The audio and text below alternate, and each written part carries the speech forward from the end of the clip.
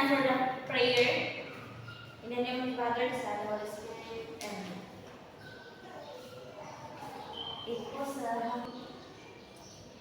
Good morning, class. Please take your seat. Before I am going to start my discussion,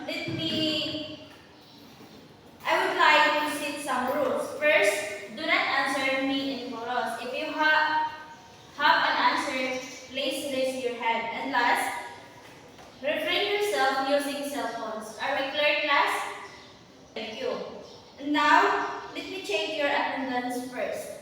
Who is absent today? Okay, very good. Maintain that perfect attendance, class.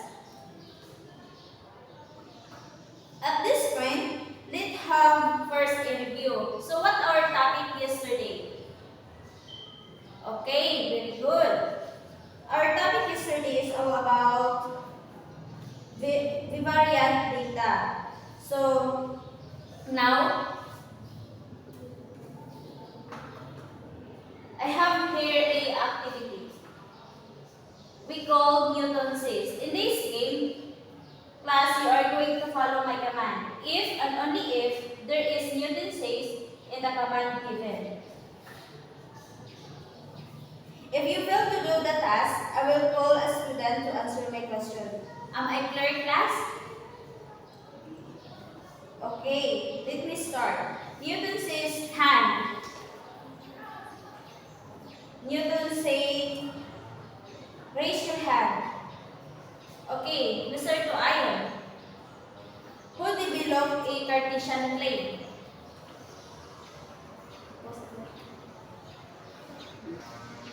Okay, that's correct.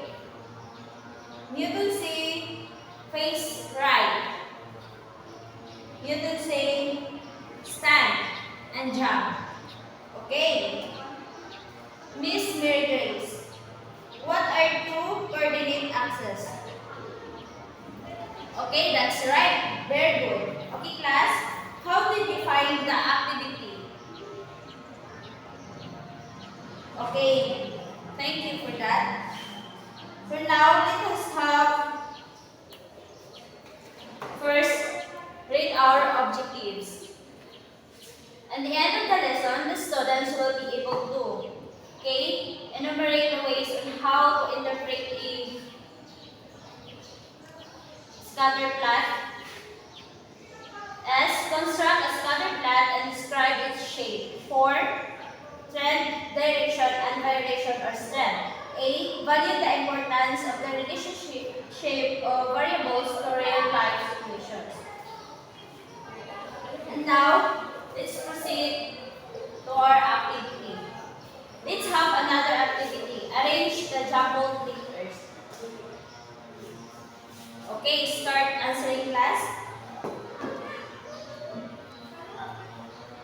So let's have check your answer. Okay, Mr. Tuayon, what did you get from the jumbled letter? Okay, very good. The jumbled letter will be a scatter plot. And now, our topic for today is constructing a scatter plot. So, Mr. Tuayon, can you please read the first slide?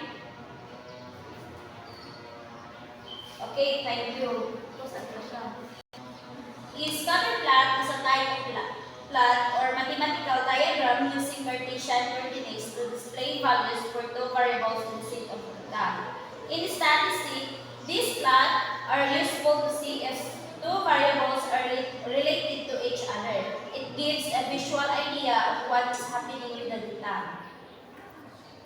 So this is the step of how to construct a scatter plot. First, draw a level, the x and y axis.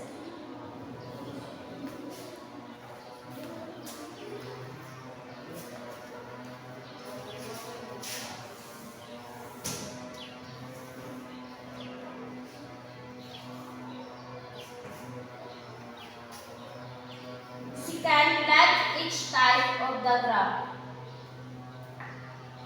Example number 1. Construct a scatter plot for the data obtained by the manager of ABC system in a study of age and systolic blood pressure of randomly selected cells representative. The data are shown in the following chart.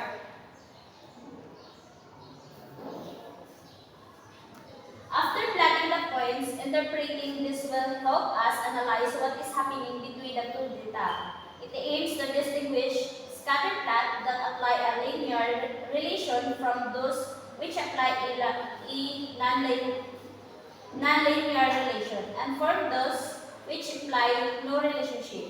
It describes the association of the variables according to four directions, straight, and outliers. So, what is form? Form is the association of linear or non-linear. Linear relationship when the points closely resemble a straight line or when a variable increases by approximately the same rate as the other variable changes by 1 unit. Curvilinear relationship when the points have a form of a curve rather than straight line, or when one variable does not increase at a constant rate and may decrease at a certain point. So this is the example of linear relationship and the curvilinear relationship. Second direction is the association of positive or negative. Two variables have positive association when above average values, one tend to accompany above average values of the other, and when below average values tend to occur together. So this is the example of positive linear association and negative linear association. Third, straight. Does the association appear to be strong, moderately strong, or weak? The slope provides information on the strength of the relationship. The strongest linear relationship occurs when the slope is 1.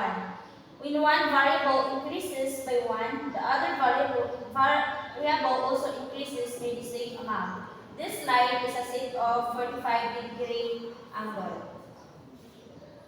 So, this is the example of strong positive, the moderate positive, weak positive, strong negative, moderate negative, and weak negative.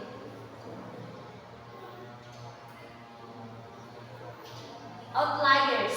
This appears to be any data points that are unusually far away from the general pattern.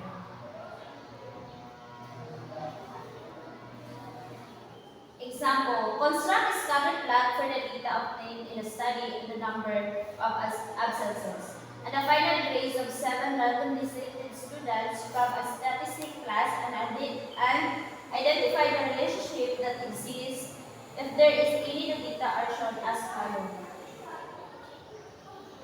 So students A, B, C, D, E, F, G. Number of absences 6, 2, 15, 9, 12, 5, 8. Final grade, the y-axis 82, 86, 43, 74, 58, 90, and 78.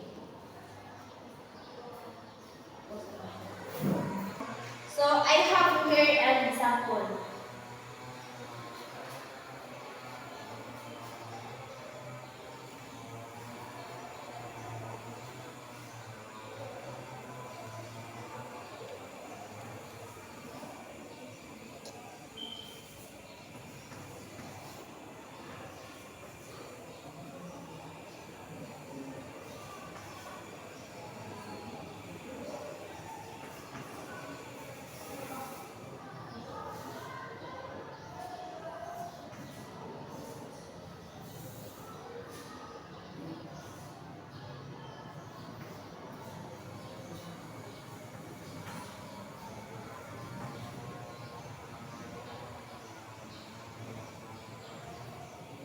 So anyone can plot this example.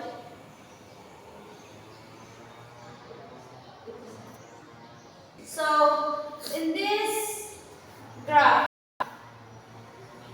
is the association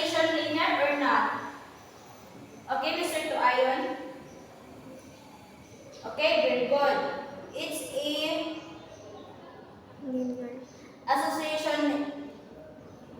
Oh, yes, it's okay. It's linear association. So, is this association negative or positive? Positive.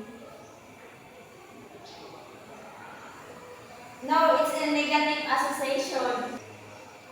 Okay, very good. And does the association appear to be strong, moderately, strong, or weak? Okay, Mr. Tuayon? Okay, very good. So, therefore, there is a moderate negative linear association between the two variables. Class, is everything clear?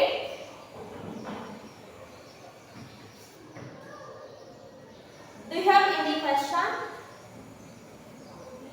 Okay, none. Let's proceed our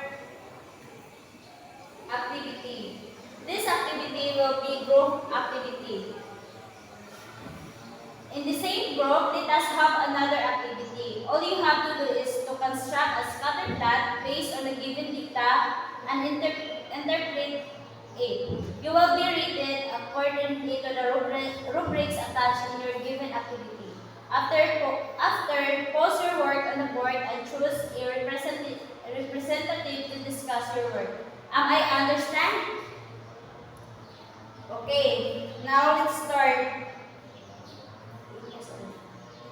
So group 1, this is your activity. Construct a scatter plot for the data of them in the study and the number of census and the final grades of 7 randomly selected students from statistic class and identify the relationship that exists if there is any that data are shown. Please take a picture so that you can answer. Then the group 2, and this will be the rubrics of your activity. Now, time is up. Anyone can share your answer on the board? Okay, Mr. Tuayon. You can.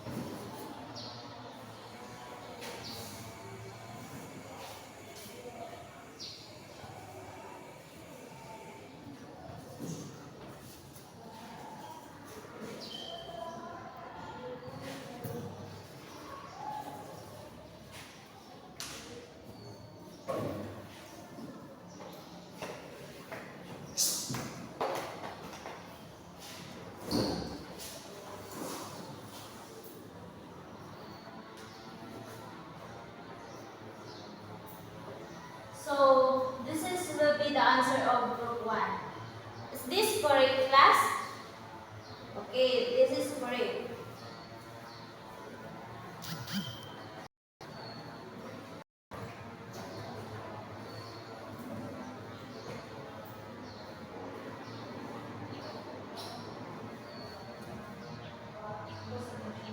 So now, class, a while ago we discussed about the scatter plot and how to interpret it. So what are the way to interpret the scatter plot? Okay, Mr. Tuayon, what is it? Okay, very good. Are the direction, straight, and outliers. Now, who can give me the reason why scatter plot is important? Okay, Mr. Tuayon? Okay, very good. So, scatter plotting is important, especially in the field of statistics, to see if two variables are related to each other. It gives a visual idea of what is happening with the data. So, how can you relate our topic to real life situation. Okay, Miss Mary Grace, can you share your idea? Okay, very good. Mm.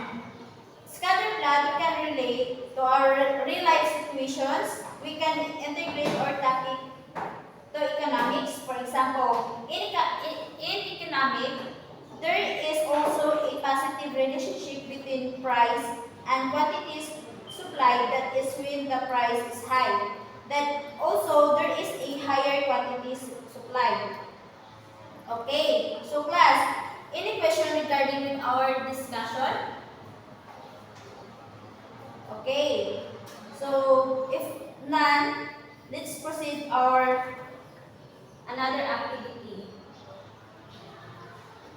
So this activity will be individual. Answer the following question and give what is asked. A doctor collected data on how many hours children of different ages sleep in a day. Data for 5 participants are shown below. Construct a scatter plot on the problems below and identify the trend of the data as 2. So for age, sleep, direction 130 and strength 211, outliers, if there is any, 310, 59, and 88. So, start answering class. So, are you done answering class? Okay, can you pass your paper?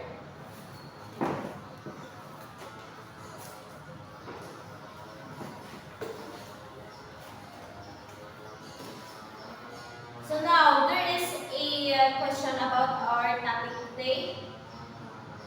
None. So, this will be the end of our discussion. Thank you, class. Please stand for our closing